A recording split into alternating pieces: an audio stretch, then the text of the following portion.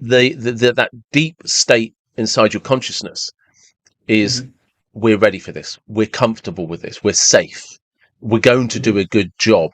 Or not so much we're going to do a good job, I trust you, we trust ourselves to overcome any problems that may come our way.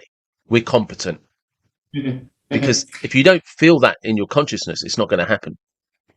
Absolutely. And what I was going to say is, not only do we know the subconscious has, if you like, a direct messaging system to everything physiologically and psychologically, so can potentially stop, slow down processes. I mean, my goodness, we see it in birth as well. But generally in therapy, we talk about the definition of trauma. You mentioned trauma earlier. Yeah.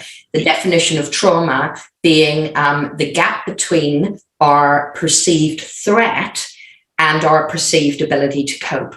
Now, the word perceived is really important when we talk about the subconscious, because subconscious might be stopping you going up and petting that lovely cuddly lion that's escaped from Longleat, but which would be good. It is protecting you, as you say. But what happens if you're in the middle of a Tesco's or Waitrose and you have a panic attack?